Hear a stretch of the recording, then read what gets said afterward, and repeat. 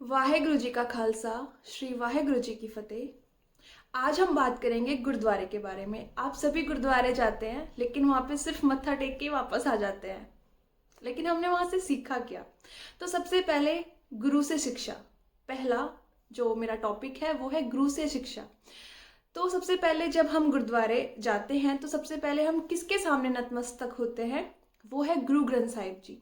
जब हम अपना मत्था टेकते हैं एंड वहाँ पे जाके हमें कितनी शांति, कितना हम एनर्जेटिक एंड जितनी भी हमारी थकान होती है, गुरु की वाणी एंड शब्द सुन के सब कुछ हम बहुत फ्री माइंड से हो जाते हैं ना। तो मत्था टेक के वो गुरु की जो बानी वहाँ चल रही है, जो शब्द वहाँ चल रहा है, जो पाठ वहाँ चल रहा है, वो सुन के घर मत आ जाया करो। घर नहीं आना चाहिए वो सब सुन के। उस सब को अपने मन में एंड अपने मस्तिष्क में वो जो शब्द वहाँ चल रहा है, वो जो बानी चल रही है, वहाँ से हमें यही सीख के आना चाहिए कि डेली हमें नित्यनेम करना चाहिए, पाठ करना चाहिए और साथ में अर्थ सहित करना चाहिए। ABCD जैसे हम छोटे बच्चों को सिखाते हैं, ABCD, ऐसी तरह से एक ओंकार सतनाम, इस टाइप से आप रट्टा ना लगाएं, उस चीज़ को समझें। तो सबसे पहले हमें ये शिक्षा मिलती है कि हमें नित्यनेम करना चाहिए और वाणी को मन में बसाना चाहिए, ताकि जो मन की शांति, जो खुशी आपको गुरु घर में मिली है, वो हर जगह मिले। इस पृथ्वी पे हर जगह आप खुश रहें। जिस तरह गुरु ग्रंथ साहिब जी हमें जीवन जीने के लिए आत्मिक ज्ञान देते हैं, उसी तरह से हमारे जीवन में आने वाले, काम आने वाले सिद्धांत भी देते हैं। अगर आप वाणी के अर्थ को समझेंगे तो आप जीवन में कभी भी सैड नहीं होंगे एंड परमात्मा के पाणे मानने को स्वीकार करेंगे। दूसरा है पहनावा या पहरावा। जब हम गुरु घर जाते हैं तो हम कितने कंफर्टेबल इस टाइप के कपड़े पहनते हैं कि जहाँ पे हम आराम से बैठ सकें, लंगर छक सकें, या कोई दूसरा हमें एक अलग से नोटिस ना करे कि ये इसने क्या पहना हुआ है, या हमें खुद गुरु ग्रंथ साहिब जी या गुरु के सामने नजरें ना झुकानी पड़े कि मैं खुद क्या पहन के या पहन के आई हूँ। तो उसी तरीके से हमें जिंदगी में भी उन जिस टाइप से हम गुरुद्वारे एकदम सादे और सिंपल कपड़े पहन के जाते हैं, उसी टाइप से हमें ज़िंदगी में भी ये चीज़ अचीव करनी चाहिए। मतलब सोचना चाहिए इस बारे में कि हमें हमेशा कंफर्टेबल रहना चाहिए, किसी को दिखाने के लिए अपना पहरावा नहीं बदलना चाहिए, या हमें ऐसे कभी कपड़े नहीं पहनने चाहिए कि हमें दूसरे के सामने अपनी नज़रों को झुकाना पड़े। यहाँ पे मैं किसी के कपड़ों के लिए नहीं बोल रही हूँ, बट मैं सिर्फ इतना बोल रही हूँ कि अगर आप गुरु घर जा रहे हैं तो रहत मर्यादा के साथ जाएं। तीसरी शिक्षा हमें गुरुद्वारे जाने से मिलती है सत्कार। आप गुरुद्वारे जाते हैं तो कोई बुजुर्ग है, छोटा बच्चा है, या अनजान ही क्यों ना है, तो उन इंसान से हम कितने सत्कार और प्रेम से अच्छे से बात करते हैं, वाहिगुरु जी की फतेह बुलाते हैं। अगर हम लाइन में भी लगें तो भी कोई धक्का मुक्की नहीं करते, अपना इंतज़ार करते हैं और सबसे कितना सत्कार से बात करते हैं। और ये सत्कार हमें गुरुद्वारे ही नहीं छोड़ के आ जाना चाहिए, हमें अपने साथ अपने अपने घर लेकर आना चाहिए, अपने जीवन में उस चीज़ को धारना चाहिए कि हमें किसी से भी हमें सबसे रिस्पेक्ट से बात करनी चाहिए। वो छोटा बच्चा है या कोई बुजुर्ग है या कोई अनजान व्यक्ति है, हमें सत्कार अपने वहाँ से हमें सत्कार भी सीखना चाहिए। संगत जी, फोर्थ है जोड़ा घर। जोड़ा घर से हमें क्या शिक्षा मिलती है? या तो हम गुरुद्वारे अपने जो चप्पल या जूते होते हैं या तो हम अपनी गाड़ी में निकाल देते हैं, या हम बाहर निकालते हैं, या फिर हम जोड़ा घर में जमा करा देते हैं। तो क्या ये जो हमें नॉलेज वहाँ से मिलती है, जो सीखने को हमें मिलता है, कि क्या वो हमें वहीं छोड़ के आ जाना चाहिए? नहीं। हमें जैसे हम अपने घर में भी जाते हैं तो हम अपने जूते चप्पल हमें अपने घर के दरवाजे के बाहर कोई रैक लगा के वहाँ पे अपने जूते चप्पल को वहाँ पे ही रखना चाहिए, ताकि उन चप्पलों में लगी गंदगी अंदर ना जाए या इसी टाइप से गुरु घर में ना जाए। तो हम किसी भी टाइप की इससे हमें ये भी शिक्षा मिलती है कि हम अपनी लाइफ के अंदर भी इसी टाइप से जो नेगेटिव थॉट्स हैं, नेगेटिव चीज़ें हैं, उनको अपने जीवन में ना लेकर आए। जी जल मतलब एक दुश्मन को भी वहाँ पे एक विनम्रता से और बहुत प्यार से उसका आदर सत्कार किया जाएगा। उसी टाइप से हमें एक तो ये सीखना चाहिए कि हमें बांट कर खाना चाहिए। भूख सभी को लगती है, अगर आपको लगता है तो हमें ये शिक्षा मिलती है कि जब हम गुरुद्वारे से बाहर आएँ तो अगर हमारा दुश्मन भी आपको दिख रहा है कि कोई भूखा है, तो आप कोशिश करें कि उनको भी आप खाना खिलाएं। आपको लगता है कोई नीडी है, जिसको बहुत ज़्यादा नीड है और आपके पास ज़रूरत से ज़्यादा भोजन है, तो आप प्लीज़ उसे दीजिए। एंड वर्ण छको, गुरु नानक देव जी ने कहा है, तो इस सिद्धांत को अपनी लाइफ में ज़रूर लेकर आएँ। आपके पास ज़रूरत से ज़्यादा जो भी चीज़ है उसको बांटें। नंबर 6, आप सबने एक चीज़ नोटिस की होगी कि गुरुद्वारे में बहुत ज़्यादा सफाई होती है। तो हम क्या करते हैं, जैसे मान लो हम गुरुद्वारे गए हैं और आपने कोई छोटा सा कागज़, या हम प्रसादा मतलब प्रसाद लेते हैं, कढ़ा प्रसाद, अगर उसका छोटा भी दाना अगर गिरा है तो हमें देखते हैं कि किससे गिरा है। हम सबसे पहले उसको उठाते हैं, अगर वो वेस्ट हो चुका है तो हम इसे डस्टबिन में डालते हैं, या फिर कोई भी कागज़ का टुकड़ा है, कोई लकड़ी, कोई धूल मिट्टी से उठ के कोई कागज़ आ गया है तो हम उसे डस्टबिन में डालते हैं। हम किसी का वेट तो नहीं करते ना कि कोई और आके साफ करेगा। तो इसी टाइप से पहल अपने आप से कीजिए। मान लीजिए आप रोड पे कहीं जा रहे हैं तो कोशिश कीजिए कि आप अगर कुछ आपने फूड खाया तो उसे डस्ट मतलब रोड को डस्टबिन ना बनाएं कि कार ओपन की और सब कूड़ा बाहर निकाल दिया। तो कोशिश ये कीजिए कि अपने घर की, अपनी खुद की, एंड अपने आसपास के पर्यावरण की, एंड साथ में गुरुद्वारे की, या जिस भी धर्म से आप बिलोंग करते हैं, अपने पवित्र स्थल मंदिर गुरुद्वारा वहाँ पे प्लीज़ साफ सफाई रखें। एंड हम 7th हमें गुरु घर से यह शिक्षा मिलती है, सेवा।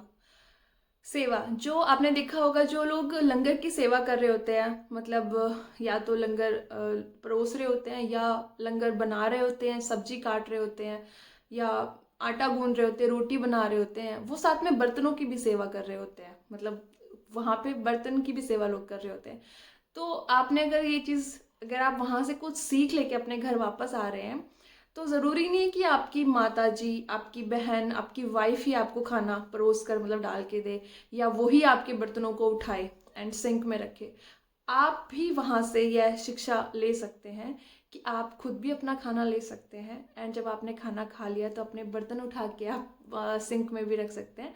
मतलब इससे ये नहीं कि आप मदद, सेवा मतलब एक मदद की भावना आप अपने मन में वापस लेकर आ सकते हैं कि सारा काम वुमेन्स को ही नहीं करना होता, हमारी भी कुछ रिस्पॉन्सिबिलिटी बनती है। अगर आप ये सब करेंगे तो मुझे लगता है एक और भी ज़्यादा अंडरस्टैंडिंग आपके रिश्ते में आएगी। 8th है विनम्रता। विनम्र हो जाना। आपने कभी देखा कि कोई गुरु घर में है और बहुत ऊंची आवाज में बात कर रहा हो, या गुस्से में बात कर रहा हो, या गाली गलौज कर रहा हो, या बहुत चिल्ला रहा हो? नहीं ना, क्योंकि वहां जाके हमारी आवाज बहुत नीची और बहुत विनम्र और बहुत धीरे हो जाती है।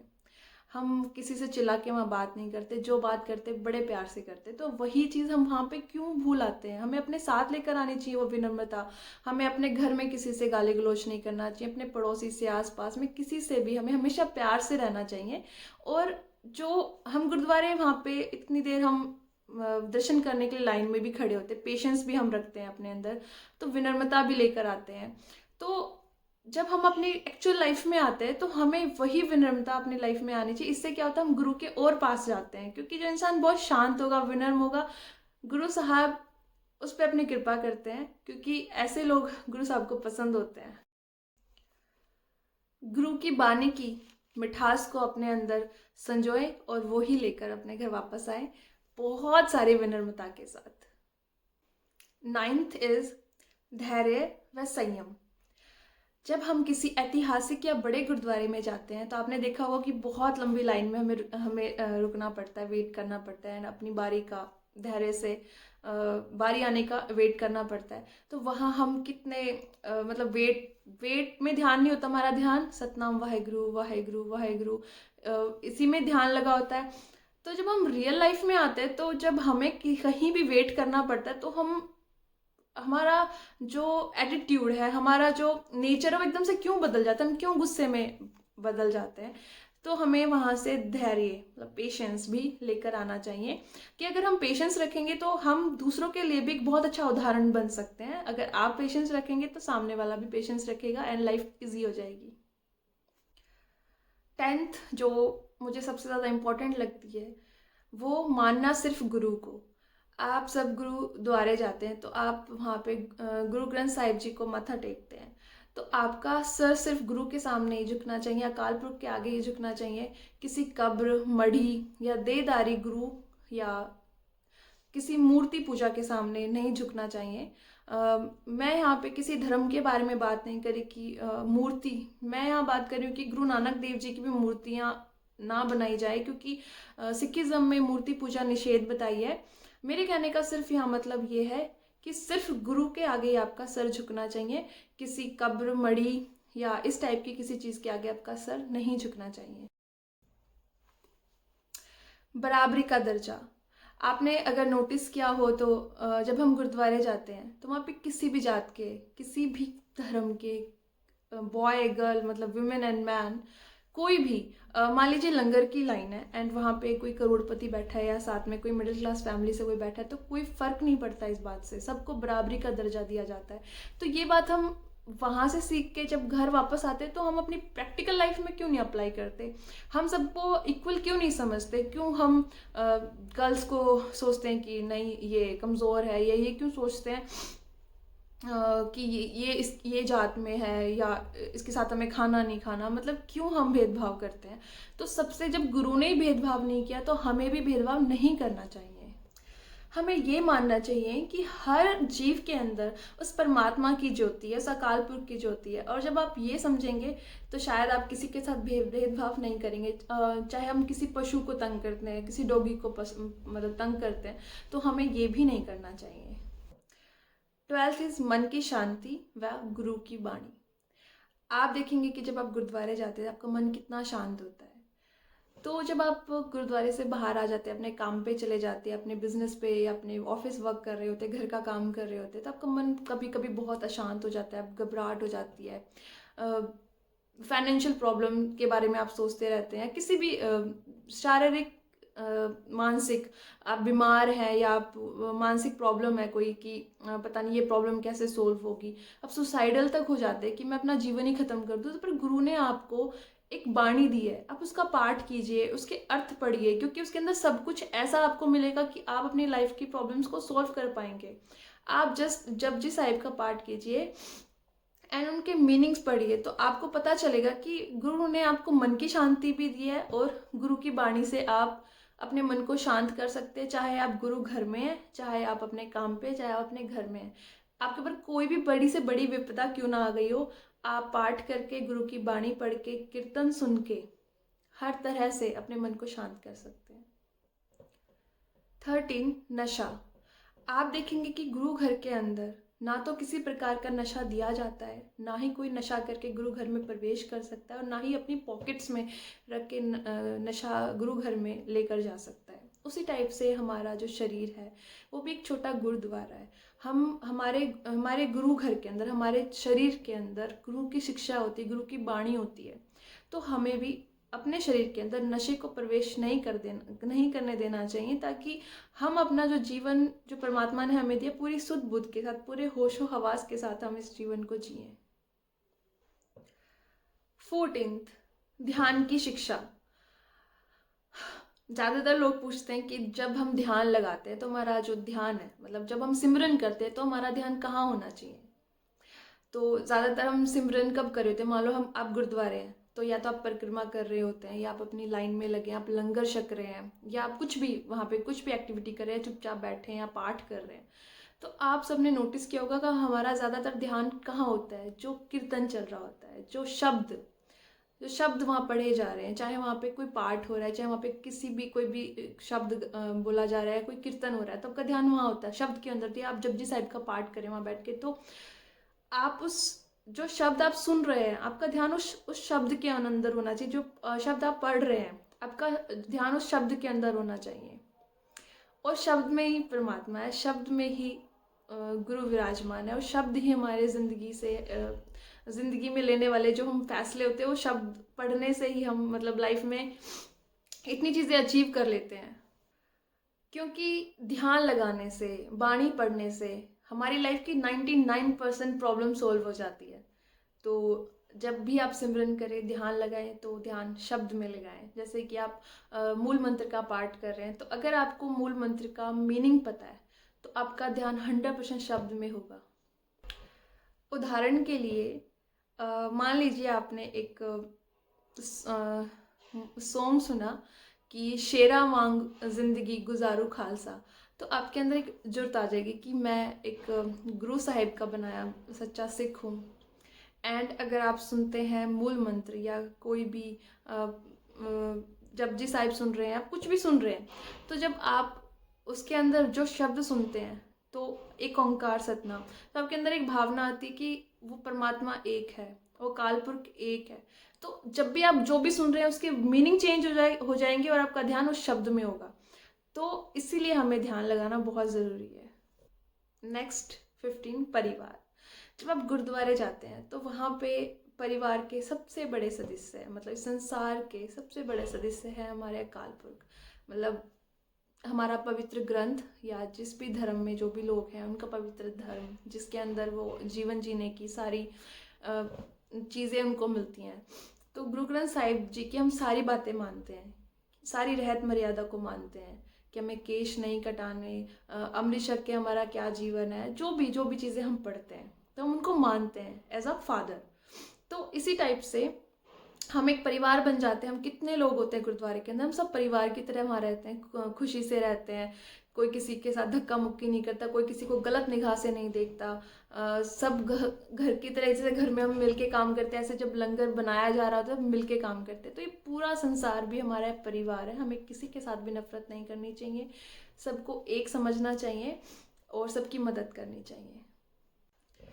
नेक्स्ट इज ना कोई वैरी ना कोई बेगाना, मतलब इंसानियत। हमें वहाँ पे ह्यूमैनिटी सीखने को मिलती है कि कोई बहुत बड़ा नहीं है, कोई बहुत छोटा नहीं है, कोई गरीब नहीं है, कोई अमीर नहीं है, कोई राजा नहीं है, कोई रंक नहीं है। तो इंसानियत हम वहाँ से सीखते हैं। तो जब आप इंसानियत का पाठ पढ़ के वहाँ से आते हैं तो अपनी अपनी रियल लाइफ में भी इंसानियत को रखें। एक्चुअली ह्यूमैनिटी अपने अंदर रखिए। अगर आप कुछ गलत होते हुए देख रहे हैं, आपको लगता है कि मतलब फॉर एग्जाम्पल किसी को अगर भूख लगी है तो प्लीज़ उसको खाना दीजिए। अगर किसी के पास कपड़े नहीं है, कोई छोटा बच्चा से ठंड लग रही है तो प्लीज़ उसको कुछ शॉल वगैरह लेके दीजिए। अगर गर्मियों का टाइम है तो प्लीज़ जितना आप कर सकते हैं उतना दूसरों के लिए कीजिए। इंसानियत अपने अंदर एक्चुअली बचा के रखिए। जैसे बहुत बार आप देखते होंगे कि रोड पे एक्सीडेंट हो जाता है, लेकिन हमारे अंदर इंसानियत, एथिक्स ख़त्म हो चुके हैं। हम एथिकली बहुत स्ट्रांग हुआ करते थे पहले, हमारे एथिक्स ख़त्म हो रहे हैं। तो अपने एथिक्स को, इंसानियत को, ह्यूमैनिटी को अपने अंदर जगा के रखिए। Last and most important for women empowerment, so क्यों मंदा आखिए जित जम्मे राजान। सिखिज़म में एंड गुरुद्वारे में कहीं भी आपने देखा होगा कि वुमेंस की बहुत ज़्यादा रिस्पेक्ट की जाती है। तो जब हम गुरुद्वारे होते हैं हम किसी को आंख उठा के नहीं देखते, किसी को गलत निगाह से नहीं देखते। हम सबको वहाँ पे अपनी sister, mother, grand mother and mom की नज़र से देखते हैं। एंड इवन अपने लड़कियाँ अपने ब्रदर मतलब टाइप ही समझती हैं सब बॉयज़ को। तो हमें वुमेंस की रिस्पेक्ट करना सबसे ज़्यादा गुरुद्वारे से सीखनी चाहिए, क्योंकि उस गुरबानी में भी गुरुओं ने वुमेन की इज़्ज़त करना सिखाया है। तो आप भी अपने बच्चों को ये सिखाएं। एंड वाहिगुरु जी का खालसा, वाहिगुरु जी की फतेह। इस टाइप की मेरी फर्स्ट वीडियो थी डू एंड डोंट्स इन गुरुद्वारा। ये मैं सेकंड वीडियो लेकर आऊँगी। आपको मेरी वीडियो कैसी लग रही है मुझे कमेंट करके बताएं। And thanks for watching me.